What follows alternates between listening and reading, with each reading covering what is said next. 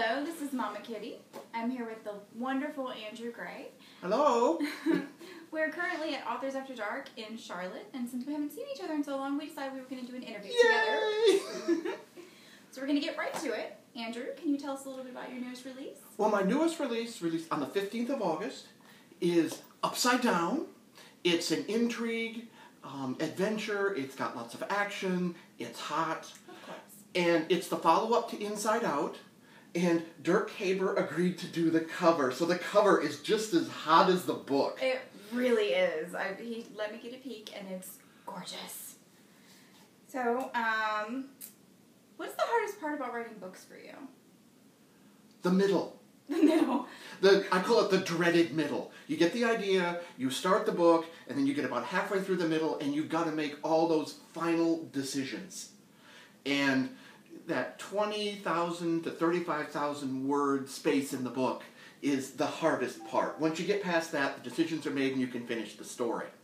That's exactly where I'm at right now with my current work in progress. I'm in the dreaded middle. Oh. Yeah, I've heard from a lot of authors, you get to that point and you're like, I hate everything, I never want to write again. Exactly. And I'm just going to put, and the urge is to, I'm just going to put this aside and never look at it again. But then you never get anything done. Exactly. What do you hope readers will take away from your stories? A sense of family. I think if you've read any of my books, or multiple of the books, you'll know that a lot of them deal with creating a family. The family may not be the mother and father and 2.1 children, but it is a family. It can be a family of friends, it can be a family of 2, it can be a family of 18. It's just going to be, my families will always be unconventional. Of course. But they're just as valid, and they're just as necessary for the people that are involved in those families. Right. So, are any of these characters that you write about, which I absolutely love and adore, are they based on anybody that you know? A few of them are. Oh, yeah? Yeah. In Dutch Treat, there was the villain. And good grief, I can't even remember his name. Curtis, that's it. Curtis was based on an old boss of mine that I absolutely hated, and he got terminated and fired eventually. Mm-hmm. But I absolutely hated him, so I used him as the villain. To me, I think characters that are based on people you know tend to be the best ones because you have so much material. Of course, when I did a Present in Swaddling Clothes, one of the Christmas stories from a few years ago, I based the baby in there on my own niece, Vivian, at the time, who was just newborn and starred in the story as herself. That's so sweet.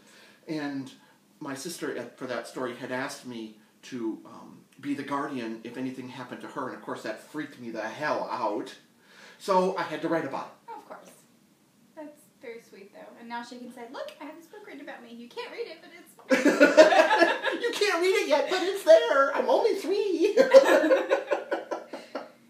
Do you work on one book at a time or multiple? I always work on one book at a time. I've tried working on multiple stories at one time. I tried working an Andrew Gray story and then one of the YA stories at the same time. It didn't work. Mm. My YA characters ended up going at it tooth and nail. Right, and that's kind of not what you want in a YA story. No, yeah. No. The characterizations just started to get mixed up in my head. Mm-hmm. So I always work on one story at a time, one set of characters at a time. I finish them. Usually by the time I finish one, the next ones are pushing in saying, it's my turn, it's my turn, it's my turn.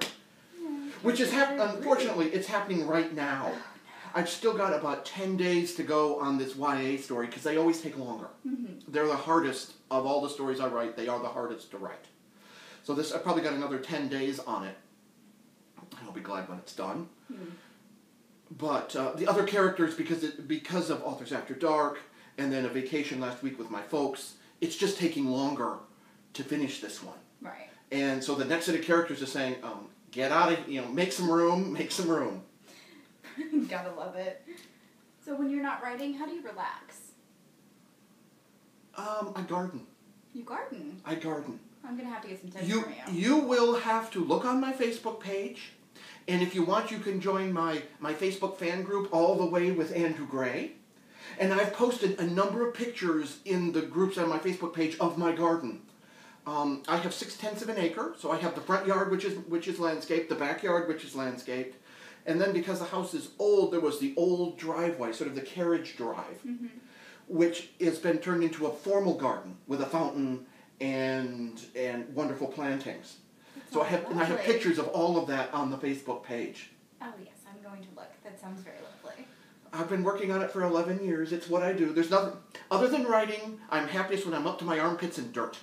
So you should come to Texas and come to my house because I kill things. I don't grow them. Well, that would be interesting because Texas would have a whole new set of plants that I'm not used to dealing with. Yes. Because I've always lived and gardened in either Wisconsin or Pennsylvania, and that limits there are certain plants that I deal with all the time, and it would be really cool to deal with some of the ones down there. Now, I assume you have hostas down there. What? Oh, forget it. We won't talk plants. We won't talk plants, otherwise we'll be here all day. Yeah. No, I have trees that my husband takes care of. Speaking of husbands, congratulations. Thank you. Dominic and I got married last October, officially, legally. But we had our 18th anniversary on the 3rd of August of this year. I'm so happy for you. We had a commitment ceremony in 1996, and then we went on our honeymoon for 2 weeks in Europe. So in 2016, Dominic and I are going back to Europe for 2 weeks to have a second honeymoon. We're already planning. Don't ask me where I'm going, because I don't know, because I've told Dominic he can plan it and take us wherever he wants to go. It's a surprise. Oh, it's so It will be a surprise. I know he'll pick anyway. He speaks German, so it's going to be either Switzerland, Austria, or Germany, because that way then he can use his German. There you go. But my brother's been there. He says it's very lovely. It's lovely. It is lovely. Okay. Well, that is all the time we have for today. We've got to get ready for the signing. Thank you for joining us, and please come back and tell people about your Ask Andrew. Oh, yes. I'm going to you out. Every Wednesday on the Cafe Risque blog, I have the blog for that day, and I do Ask Andrew. Readers or interested people send me questions, and I answer them.